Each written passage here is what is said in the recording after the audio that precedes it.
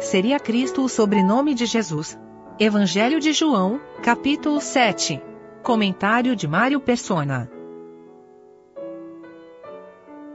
Capítulo anterior, no capítulo 6 do Evangelho de João, é feita uma introdução do tema que vai ser abordado agora no capítulo 7. Todo esse questionamento a respeito de Jesus, se ele é o Cristo ou não é o Cristo. E no capítulo 6 nós vimos Pedro, por revelação, trazendo isso quando o Senhor fala para ele para os discípulos, no versículo 67. Então disse Jesus aos 12: Quereis vós também retirar-vos? Respondeu-lhe, pois, Simão Pedro: Senhor, para quem iremos nós? Tu tens as palavras da vida eterna, e nós temos crido e conhecido que tu és o Cristo, o Filho de Deus. Essa designação, esse título dado a Jesus, o Cristo, ele aparece logo no começo do Evangelho de João, quando os primeiros discípulos, um deles fala assim: encontramos o Messias, que é o Cristo. Então esse título, o Cristo, nós não encontramos o título Cristo, eu acho que ele é até uma palavra grega, né, se não me engano. Nós não encontramos no Antigo Testamento, mas nós encontramos esse link de que o Messias do Antigo Testamento é o Cristo do Novo Testamento. E o Messias era aquele que os judeus esperavam. Deus havia prometido a Israel o seu ungido. O que era um ungido? Ungido era alguém que o sacerdote derramava óleo sobre a cabeça, untava a sua cabeça com óleo, com azeite, para ele exercer uma função sacerdotal. E então ungido significava escolhido. E Jesus era o escolhido de Deus. Mas ele era muito mais do que o escolhido de Deus. Nós sabemos hoje que ele é Deus, Deus e homem. Mas para Israel ainda não sabia disso. Israel aguardava esse escolhido, esse ungido. E o capítulo 6, então, de João dá essa introdução quando Pedro revela que ele é o Cristo, o Filho de Deus, não só fazendo com que ele fosse igual a Deus, porque depois ele será acusado pelos judeus pelo fato de assumir o título Filho de Deus, que ele se fazia assim igual a Deus, mas ele sendo também o mesmo Messias do Antigo Testamento. Aqui eles vão questioná-lo no nosso capítulo 7 agora, não é versículo 26, e ei-lo aí falando abertamente, e nada lhe dizem, porventura sabem verdadeiramente os príncipes que este é o Cristo? Eles não poderiam saber isso, porque na realidade, somente por revelação, uma pessoa conhece o Senhor Jesus. Somente quando o Pai dá uma pessoa a Cristo e revela nessa pessoa, no coração dessa pessoa, quem é Jesus realmente, é que ela vai entender quem é Ele. Para o mundo, ele é um profeta, ele é um grande homem, ele é aquele cujo nascimento marcou o nosso calendário como o começo do calendário. Ele é uma porção de coisas, mas Filho de Deus, Deus e homem, o Cristo de Deus, o ungido de Deus, o Messias de Deus, isso era desconhecido dos judeus, é desconhecido hoje de qualquer incrédulo, e só aqueles que o recebem como Senhor e Salvador podem conhecê-lo. Mas se os judeus tinham essa promessa do Cristo, do Messias, quando eles o rejeitam, nós encontramos no Novo Testamento agora que ele é muito mais do que aquele Messias que os judeus esperavam como aquele que viria libertar Israel dos seus inimigos e estabelecer um trono, um reino na terra de paz e prosperidade. Quando a gente lê lá em Atos, capítulo 2 de Atos, nós vemos essa determinação de Deus como consequência da rejeição que os judeus haviam promovido contra Jesus. quando Pedro faz o seu discurso, no capítulo 2 de Atos, quando é formada a igreja, ele diz assim no versículo 32, Deus ressuscitou a este Jesus, do que todos nós somos testemunhas. Lembrando sempre que, talvez às vezes a gente pode confundir, né? Eu sempre, quando era criança, eu achava que Cristo era o sobrenome de Jesus, que Jesus Cristo era o nome e sobrenome. Não é exatamente isso, então. Na realidade, Cristo é o título que ele tem por ser o ungido ou escolhido de Deus. Então, no versículo 32, Deus ressuscitou a esse Jesus, do que todos nós somos testemunhas, de sorte que, exaltado pela destra de Deus, e tendo recebido do Pai a promessa do Espírito Santo, derramou isto que vós agora vedes e ouvis, porque Davi não subiu aos céus, mas ele próprio diz, disse o Senhor ao meu Senhor, assenta-te à minha direita, até que ponha os teus inimigos por escabelo de teus pés. Saiba, pois, com certeza toda a casa de Israel, que este Jesus a quem vós crucificastes, Deus o fez Senhor e Cristo. Então essa era uma mensagem dirigida à casa de Israel, aos israelitas, que aquele crucificado era o Cristo. E quando nós vamos para Efésios, nós vamos encontrar uma revelação ainda mais elevada de quem era esse. Efésios capítulo 1, e aqui já é falando à igreja, ou aos cristãos que estavam em Éfeso. Ele vai dizer assim, no versículo 19, e qual a sobreexcelente grandeza do seu poder sobre nós, os que cremos, segundo a operação da força do seu poder, que manifestou em Cristo, ressuscitando-o dos mortos, e pondo-o à sua direita nos céus, acima de todo principado e poder, e potestade, e domínio, e de todo nome que se nomeia não só neste século, mas também no vindouro, e sujeitou todas as coisas a seus pés, e sobre todas as coisas o constituiu como cabeça da igreja, que é o seu corpo, a plenitude daquele que cumpre tudo em todos. E tem uma outra passagem que ele vai falar que na plenitude dos tempos, todas as coisas iriam convergir em Cristo. Eu não me lembro agora qual é a passagem que ele fala, para que na plenitude dos tempos, todas as coisas... versículo 10, né? Isso, exato. No versículo 10, de tornar a congregar em Cristo todas as coisas na dispensação da plenitude dos tempos, tanto as que estão nos céus como as que estão na terra. Esse Cristo é o mesmo que vai aparecer como Filho do Homem lá em Apocalipse, no começo de Apocalipse e no final de Apocalipse, usando a mesma expressão. Ele fala, eu sou o Alfa e o Ômega, o princípio e o fim. A letra alfa é a primeira letra do alfabeto grego. A letra ômega é a última letra do alfabeto grego. O que ele queria dizer lá em Apocalipse, que ele fala do começo ao fim. Na realidade, o primeiro capítulo de Apocalipse, ele revela que ele é o alfa e o ômega. No último capítulo, ele revela que é o alfa e o ômega. O que ele queria dizer com isso? Que ele, antes dele, não existia nada. Porque alfa é a primeira letra do alfabeto. Se a gente perguntar, qual a letra que vem antes de alfa? Nenhuma. Não existe nenhuma letra antes de alfa. E depois, quando ele fala eu sou ômega, é porque depois dele, nada existe também. Então, ele é Deus do princípio ao fim. E entre o alfa e o ômega, acontecem todas as coisas que ele fez. Inclusive se revelando a Israel como sendo o Cristo, que eles deveriam estar atentos, esperando, mas não estavam.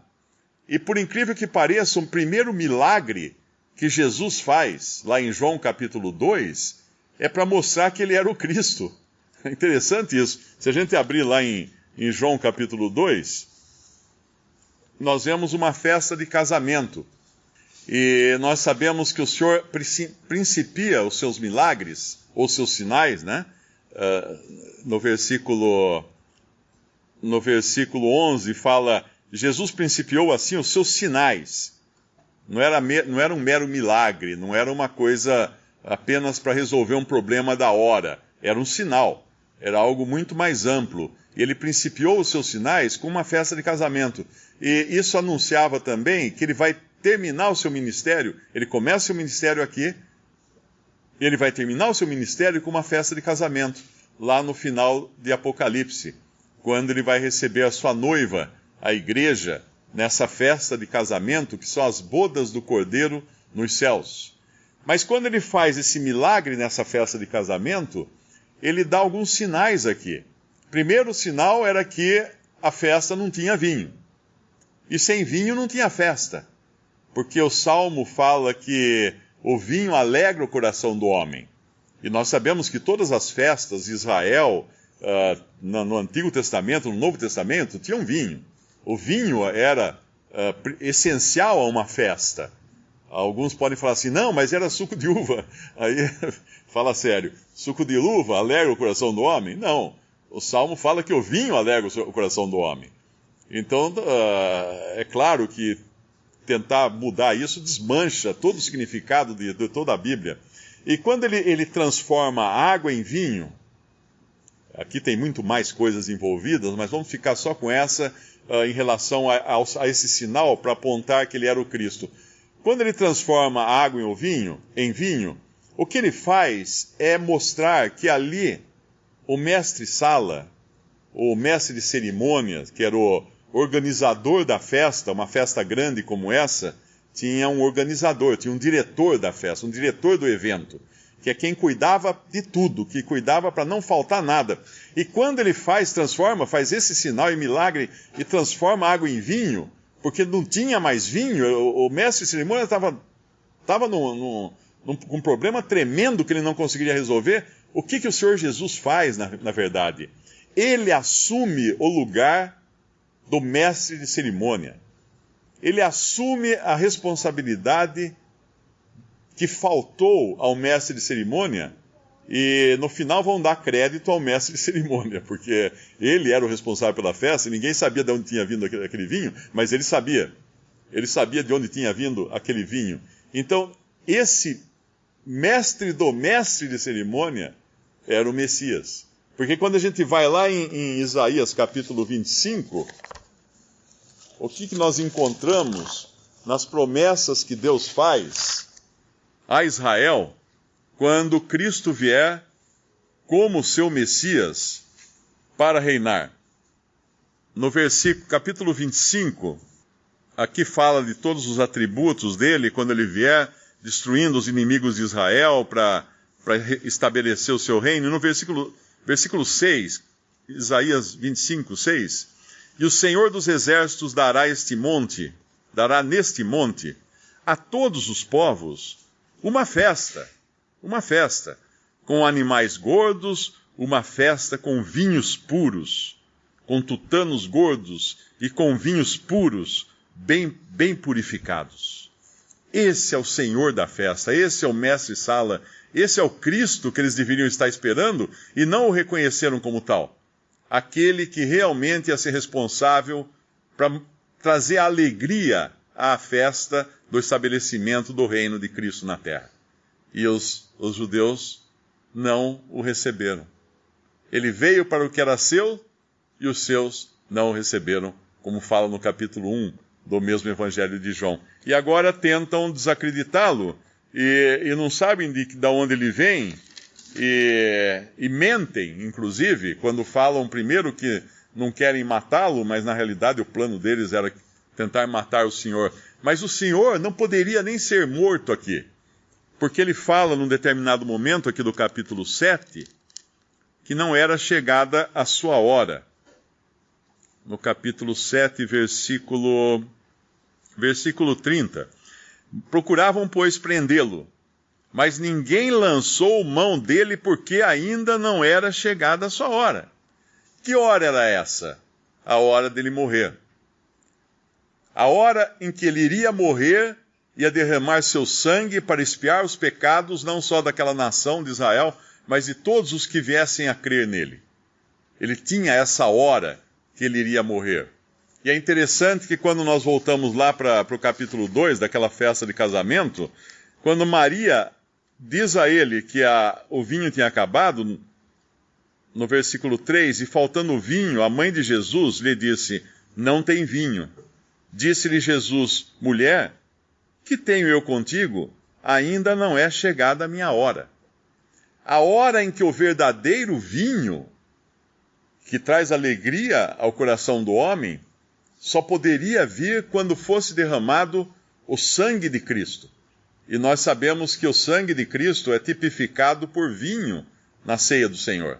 Nós celebramos a ceia com dois símbolos, o pão que representa o corpo de Cristo e o vinho que representa o sangue de Cristo. E quando ele transforma essa água em vinho, na verdade ele dava um sinal ali também de onde estaria essa alegria verdadeira. Quando o seu sangue fosse derramado, quando chegasse a sua hora. Ainda não é chegada a minha hora.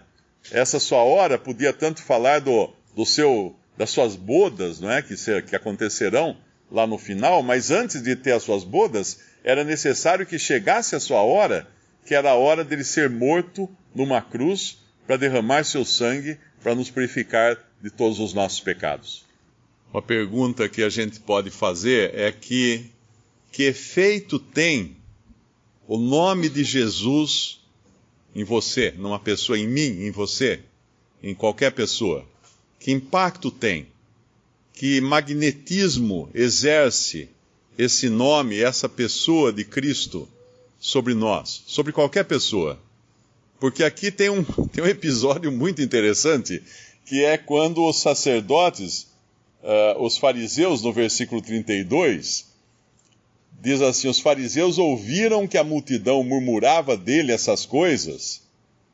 A multidão, no versículo 31, está dizendo assim, muitos da multidão creram nele e diziam, quando Cristo vier, fará ainda mais sinais do que este tem feito? Ou seja, esse não pode ser outro, porque será que alguém consegue fazer mais sinais que esse? Os fariseus ouvindo, os fariseus eram os religiosos mais radicais da religião judaica, ouviram que a multidão murmurava essas coisas, e os fariseus e os principais dos sacerdotes mandaram servidores para o prenderem, ou seja, enviaram os guardas. Vão lá prender esse homem, não pode mais deixar esse homem solto. Por quê? Porque a multidão estava seguindo a ele. E mais adiante, o Senhor, depois de falar assim, quem crê em mim, como diz a Escritura, no versículo 38, rios de água viva correrão do seu ventre. Muitos da multidão, no versículo 40, ouvindo esta palavra, diziam, verdadeiramente este é o profeta. Eles não conseguiam ainda ir além do que de pensar que ele seria um profeta, como João Batista, como Isaías, como Jeremias. Eles não tinham a revelação ainda do Espírito Santo para conhecer mais do que isso. Eles não tinham a revelação que Pedro teve quando falou, tu és o Cristo, o Filho de Deus vivo, o Filho do Deus vivo. Então, esses servidores, com tudo isso, esse magnetismo todo que o Senhor exercia nas multidões, os fariseus mandam, e os principais sacerdotes mandam os servidores, mandam os guardas lá para prendê-lo. E no versículo 44 diz assim, e alguns deles queriam prendê-lo, mas ninguém lançou mão dele. E os servidores foram ter com os principais dos sacerdotes e fariseus, e eles lhes perguntaram, por que não o trouxestes? Responderam os servidores, nunca homem algum falou assim como esse homem. Nunca homem algum falou assim como esse homem. Ainda que eles não tivessem entendido nada do que o Senhor Jesus falou, ainda que eles não tivessem crido no Senhor, como deveriam ter crido, sendo o Messias, aquilo foi um impacto tremendo na vida desses servidores. Ninguém vai até Jesus e volta do mesmo jeito que foi. Ninguém vai e volta indiferente. Você pode voltar até inimigo dele. Você pode voltar até o rejeitando, não querendo nada com ele, mas não volta diferente. Não volta diferente. Uma pessoa que escuta o Evangelho, escuta que Jesus morreu na cruz e com o seu sangue derramado, oferece agora o perdão de todos os pecados e a salvação, Uma pessoa que escuta isso e ainda assim fecha o seu coração para Cristo, ela vai se tornar inimiga, ela vai se tornar avessa à palavra de Deus e vai mudar de calçada quando alguém vier falar de Jesus para ela. Mas ela não vai mais estar do mesmo jeito. Ninguém que vai até Jesus volta do jeito que foi. Sempre vai voltar diferente, para bem, para salvação, ou para mal, para condenação. Porque o Senhor Jesus fala lá no capítulo 3 de João, ele diz assim, no versículo 18, quem crê nele não é condenado, mas quem não crê já está condenado, porquanto não crê no nome do unigênito Filho de Deus. E a condenação é esta, que a luz veio ao mundo, e os homens amaram mais as trevas do que a luz, porque as suas obras eram más. Porque todo aquele que faz o mal aborrece a luz, ou rejeita a luz, e não vem para a luz, para que as suas obras não sejam reprovadas. Mas quem pratica a verdade vem para a luz, a fim de que as suas obras sejam manifestas, porque são feitas em Deus. O interessante desse capítulo é que ele é a segunda vez em que aparece um homem aqui, que ele é, nós podemos dizer assim, um protótipo de uma pessoa que vai se converter a Cristo.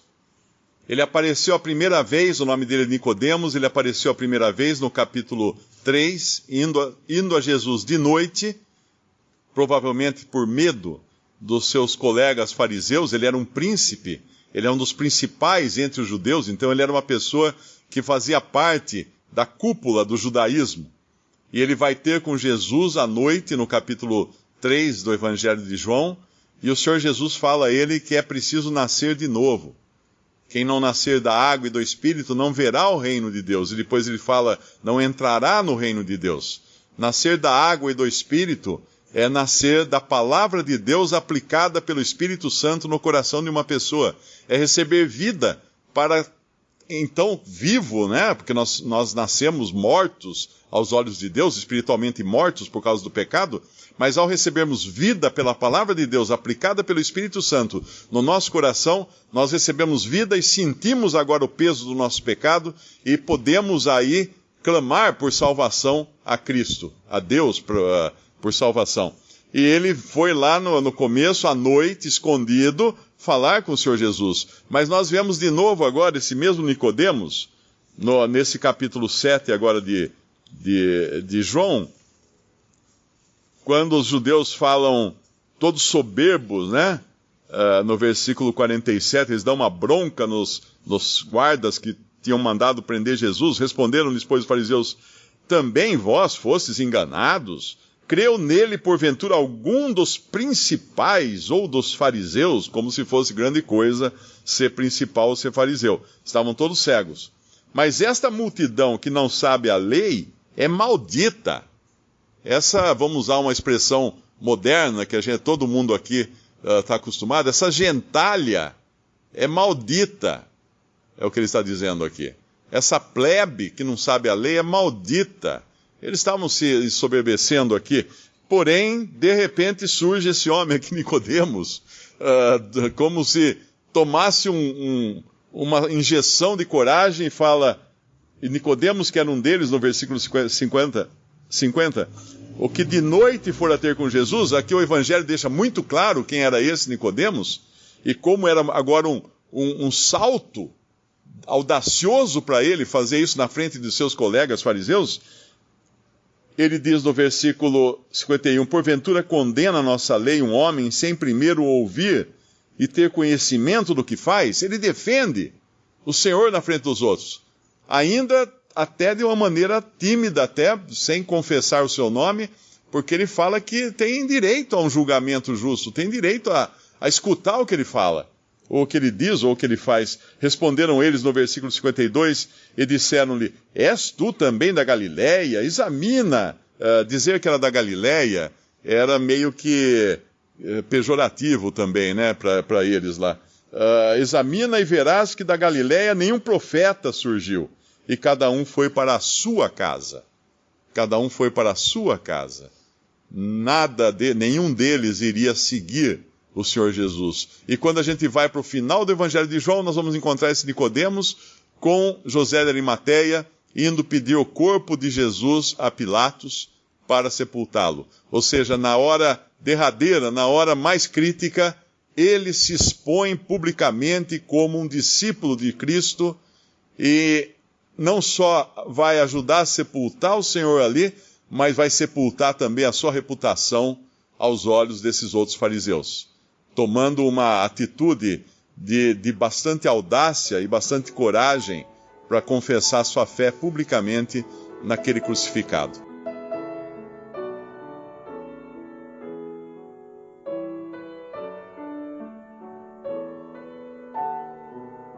Visite Respondi.com.br. Visite também 3minutos.net.